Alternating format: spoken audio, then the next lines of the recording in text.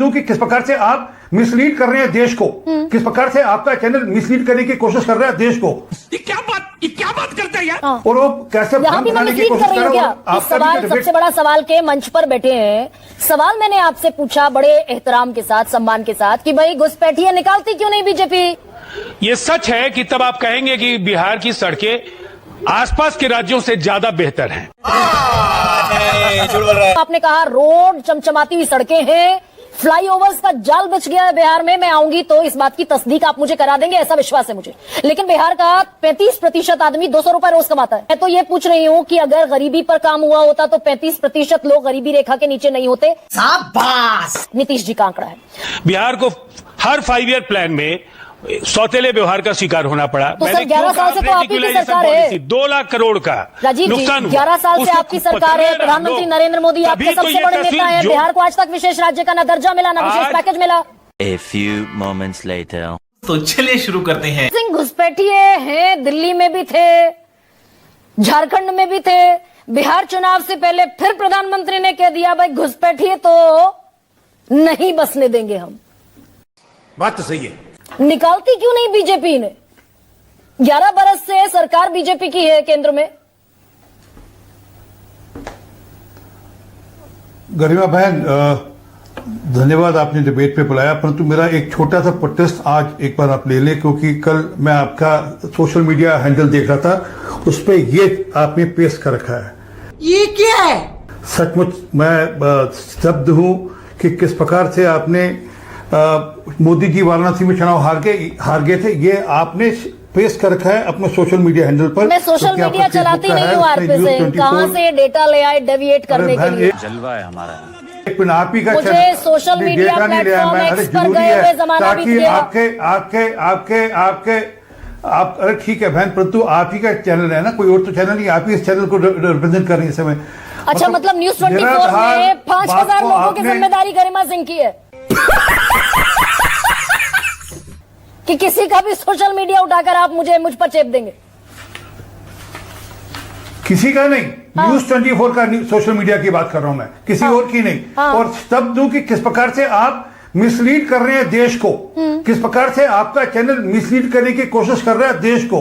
ये क्या बात करते हैं यार? और वो कैसे यहाँ भी मैं मिसलीड कर रही हूँ क्या? इस सवाल, सबसे बड़ा सवाल के मंच पर बैठे हैं, सवाल मैंने आपसे पूछा बड़े एहतराम के साथ, सम्मान के साथ, कि भाई घुसपैठिए निकालती क्यों नहीं बीजेपी?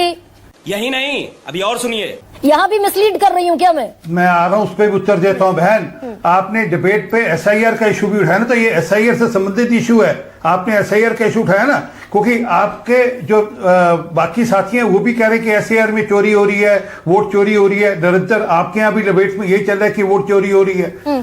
अरे कुछ सबूत तो आज अभी कह रहे थे, कोर्ट ने कह दिया 65 लाख मामले जो वोटर्स हैं जिनके वोट डिलीट हुए। अरे हम तो फकीर आदमी हैं, झोला लेके चल पड़ेंगे जी। उनको आधार से लिंक कर दिया।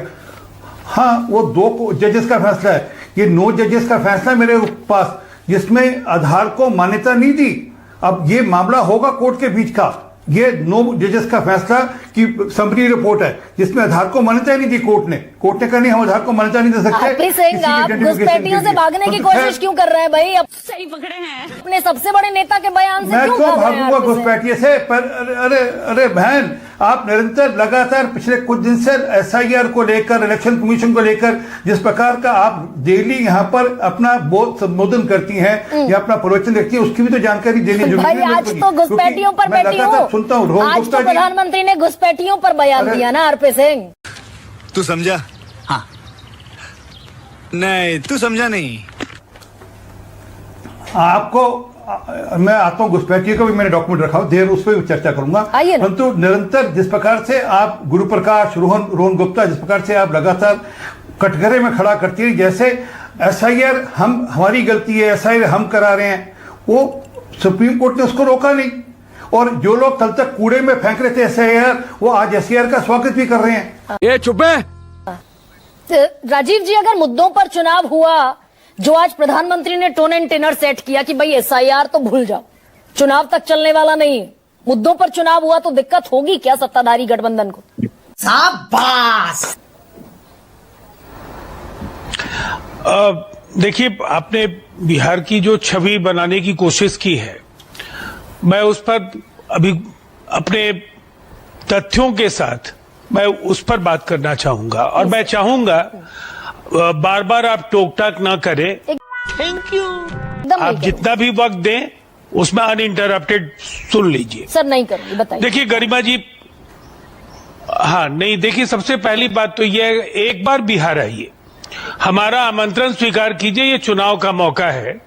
आइए बिहार में चमचमाती सड़कों से आपका साक्षात्कार होगा, हर घर बिजली। झूठ बोलो, बार बार झूठ बोलो।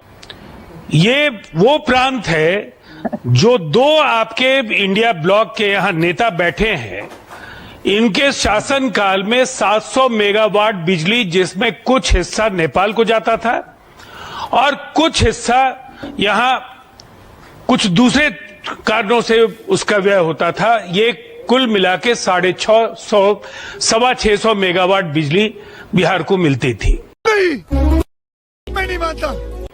आज 8800 मेगावाट बिजली की खपत है बिहार में। पूरे बिहार में आप अगर दूसरे प्रांत से आप बिहार में आएंगे, इसे अतिशयोक्ति नहीं समझिएगा, ये सच है कि तब आप कहेंगे कि बिहार की सड़कें आसपास के राज्यों से ज्यादा बेहतर हैं। आपने कहा रोड चमचमाती हुई सड़कें हैं, फ्लाईओवर्स का जाल बिछ गया है बिहार में। मैं आऊंगी तो इस बात की तस्दीक आप मुझे करा देंगे, ऐसा विश्वास है मुझे।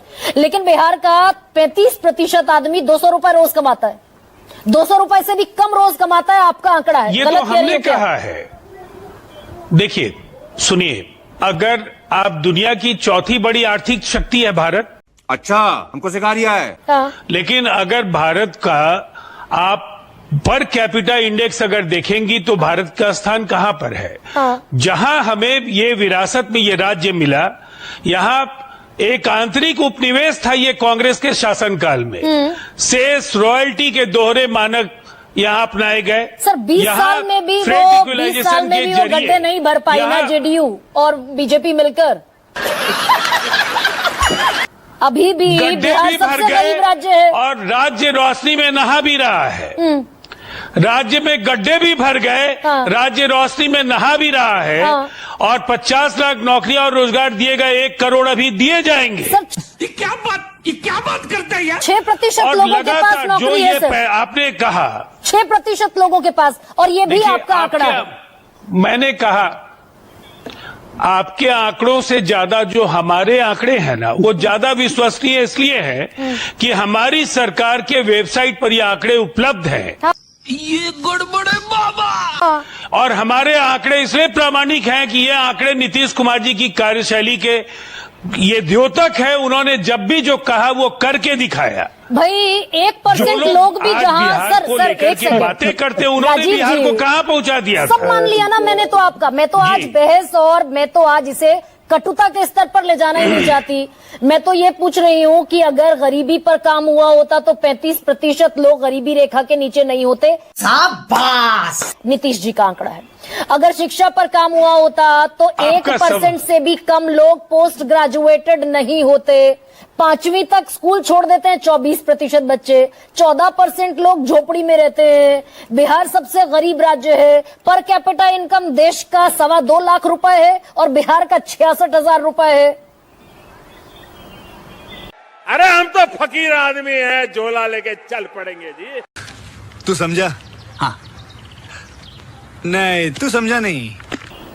देखिए एक बात तो बहुत साफ है, हर 5 ईयर प्लान में आप कभी कंपेयर कर लीजिएगा। ये कांग्रेस के योजना आयोग के दौरान बिहार को हम लोगों ने कहा था कि आप इकाई बनाइए जनसंख्या को और प्रति व्यक्ति पर विकास की जो निवेश है, विकास को लेकर के जो राशि का निवेश है उसको निर्धारित कीजिए। क्या बोल रही है?